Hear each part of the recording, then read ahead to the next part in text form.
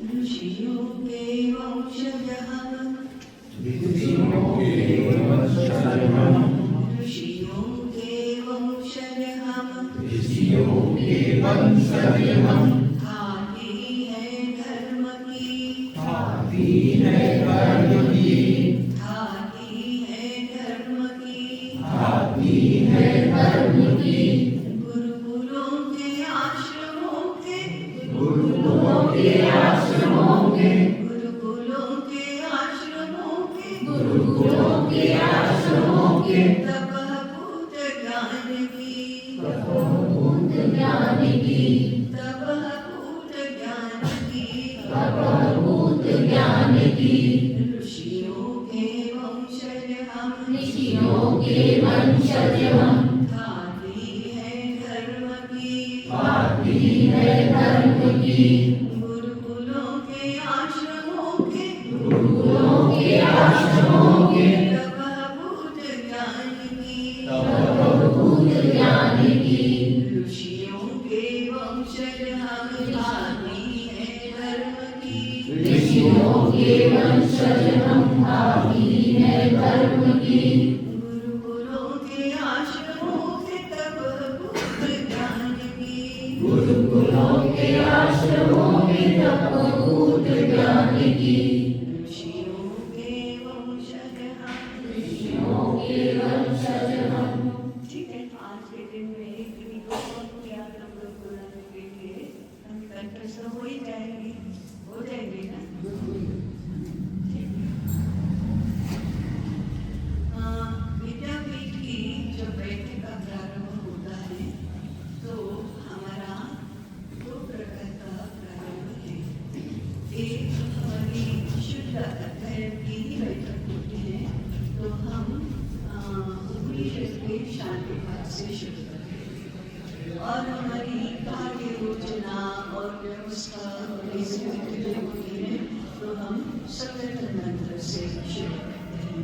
अभी केंद्र के सभी कार्यकर्ताओं को ये दो मंत्र और हमारी कार्यक्रम आनी चाहिए, इसलिए हम अभी उसका अभ्यास करेंगे। प्रारंभ होता है 3 बार ओंकार से और यहाँ से बोला जाता है ब्रह्मनाद। तो फिर हम साथ में 3 बार ओंकार का उच्चारण करें। ब्रह्मनाद।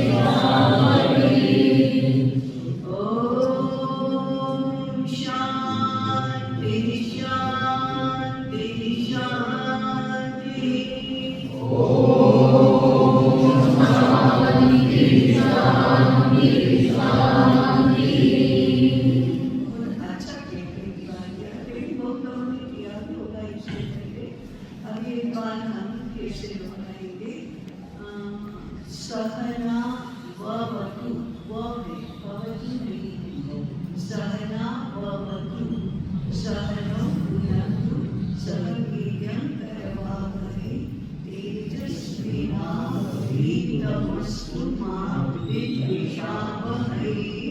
ओम शांति शांति शांति। ओम नहीं, साथ में हमेशा बरकत ये है कि पहली पंक्ति जो यहाँ बैठा है वो बोलता है, और जो कोई भी अग्रणी है वो बोलता है, बाद में अक्सर लोग साथ में बोलते हैं। वो क्यों है? बहुत ही व्यावहारिक कारण है। सबका एक साथ शुरू हो, आगे पीछे ना हो, ऊपर नीचे ना हो, इसलिए ओम सहना भवतु। ओम सहना भवतु। सहनौ भुनक्तु सहनौ भुनक्तु सह वीर्यं करवावहै सह वीर्यं करवावहै तेजस्विनावधीतमस्तु मा विद्विषावहै। तेजस्विनावधीतमस्तु मा विद्विषावहै। ओम शांति शांति शांति। ओम शांति शांति शांति। हाँ, सबको एक साथ एक स्वर में स्थिर दृढ़ ऊंची आवाज में पाठ करना आ जाना चाहिए। वही सामूहिकता का अभ्यास है। अकेले एक व्यक्ति को आ जाए ये पर्याप्त नहीं है, सबको एक साथ एक जैसा आना चाहिए, तभी एक वातावरण बनता है, तभी एक मानसिकता बनती है। ये वास्तव में जो स्थान है उसमें इसका एक स्वर गूंजना चाहिए। वो इतनी अच्छी, यहाँ ध्वनि व्यवस्था बहुत अच्छी है, और यहाँ अगर वो स्वर प्रतिध्वनित होता है तो बहुत अच्छा वातावरण भी बनता है और बहुत अच्छी मानसिकता भी बनती है।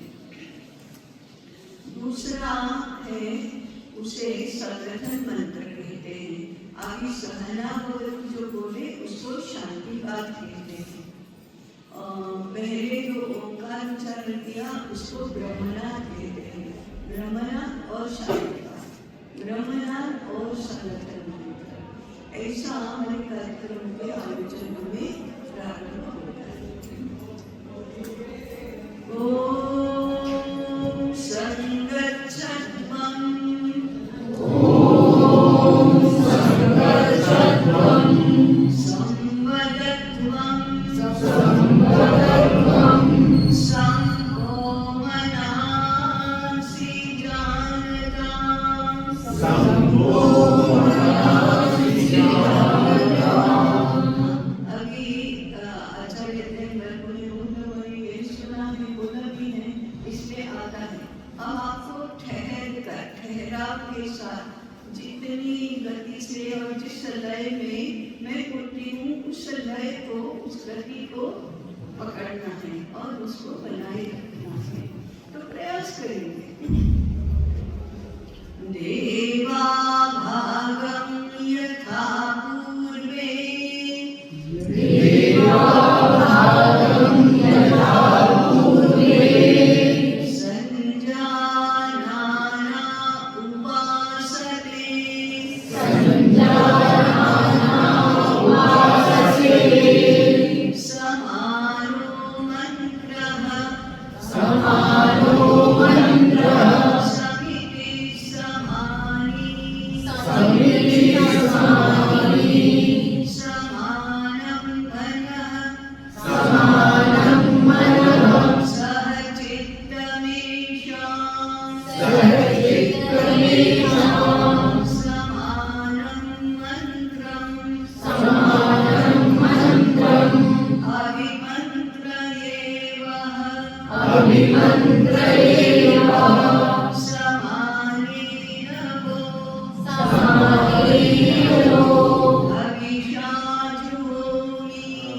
अभिषाजुहोमि समानीव समानीव आपूतिः आपूतिः समाना हृदयानिव समाना हृदयानिव समानमस्तु वो मनो समानमस्तु वो मनो यथा वहत्सु सहासनि यथा वहत्सु सहासनि ॐ शान्ति शान्ति शान्ति ओम शांति शांति शांति हमारी नित्य पाठ पुस्तिका में ये दोनों मंत्र हैं। आप उनको पढ़िए, याद करिए। ये तो ठीक है, लेकिन पाठ करना गाना आना चाहिए और गाते समय स्वर लय दोनों ही स्थिर दृढ़ ऊंची आवाज में और सब गा रहे हैं तो एक साथ एक स्वर में ये आना चाहिए और ठहराव भी उसमें आना चाहिए। इसलिए हमारे सुनते समय कान से को खुला रखना चाहिए, तभी हम कान से भी बनते हैं, नहीं तो नहीं बनते। तो ऐसे संगठन मंत्र का बहुत महत्व है किसी भी सामूहिक कार्य में। एक बार हम दोहराएंगे।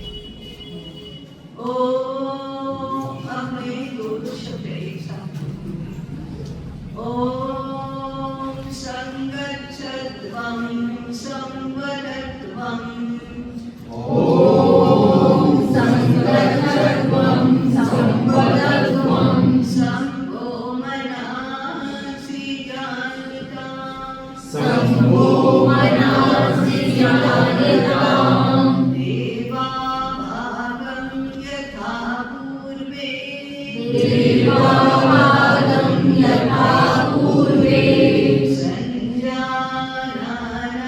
उपासते सञ्जानाना उपासते समानं समानो मन्त्रः समिते समानि समानो मन्त्रः समिति समानि समानं मनः सह चित्तमेषाम् समानं मनः सचित्तमेषाम् समानं मन्त्रमभिमन्त्रयेव समानं मन्त्रमभिमन्त्रयेव समानेन वो हविषा जुहोमि समानेन वो हविषा जुहोमि समानेव आपूतिः समानेव आपूतिः समाना हृदयानिव समाना हृदयानिव समानमस्तु वो मनो समानमस्तु वो मनो यथा वसु सहासति यथा वसु सहासति ॐ शान्ति शान्ति शान्तिः ओम शांति शांति शांति बाकी सब तो अच्छा है। इस हॉल के कारण से भी हमारा स्वर गूंजता है, परंतु कान से अभी भी खुले नहीं है। इसलिए जो सुनते हैं वही बोला नहीं जाता है। जो हमारे कान ने पहले से सुनकर रखा है और जो हमारे मन ने तय कर दिया है वही बोला जाता है। इसलिए कान से तो खुला रखो। और इसका अर्थ क्या है कान से वो खुला रखने का, ये भी जानो समझो और ऐसे कर शुद्ध उच्चार से अच्छे स्वर से लय से वो एक मंत्र गाना ये क्या होता है, वो तो हम जब अच्छी तरह से गाते हैं और अनुभव करते हैं तब पता चलता है। अभी दिनों पहले गीत की 2 पंक्तियां हमने गाई थी, वो वन में तो सुनी हुई है। वन में हमारे 2 दिन हुए थे साथ में, इसको याद है? एक तो महीना में वो क्या होता है? सेवा करें, ज्ञान पूजन कराओ। किसी को गाना आता है? मैं पढ़कर गा सकता हूँ इससे गा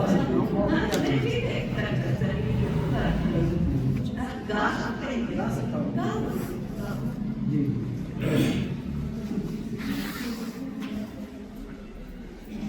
माइक चाहिए? हाँ, प्रकाश की व्यवस्था तो नहीं होगी, हमारे लिए चाहिए।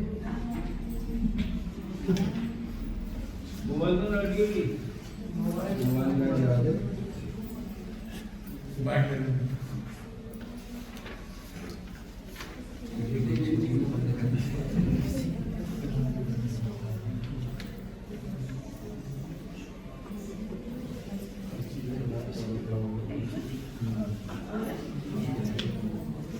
ज्ञान की सेवा करें हम, ज्ञान की रक्षा करें, ज्ञान की सेवा करें हम, ज्ञान की रक्षा करें, ज्ञान साधना करते करते ज्ञान प्रतिष्ठा पुनः करें, ज्ञान साधना करते करते ज्ञान प्रतिष्ठा पुनः करें। इस केंद्र की एक कोई बननी चाहिए। फिर कितने लोगों की बनेगी और आप ही तय कर दीजिए कि संचालक, सह संचालक और शालिनी जी इनके मार्गदर्शक के रूप में रहेंगे।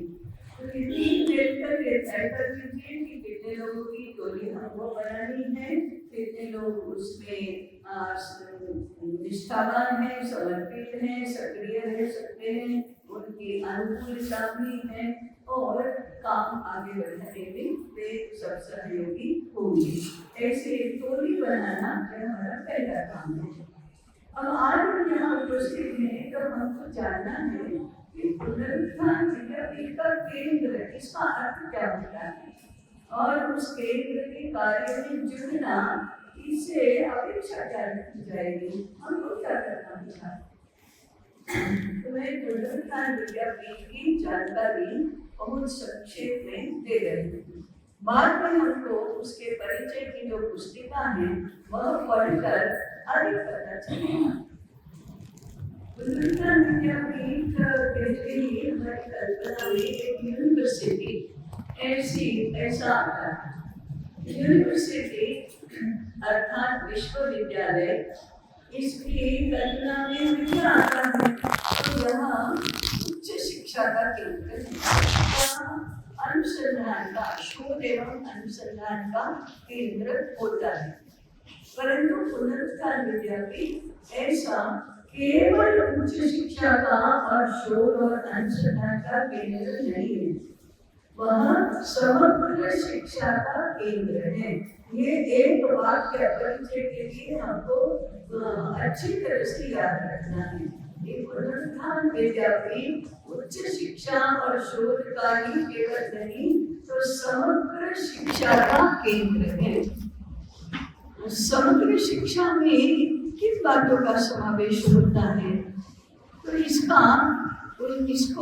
इसका संकेत देने वाला उसका एक सूत्र है, आजीवन शिक्षा का केंद्र है।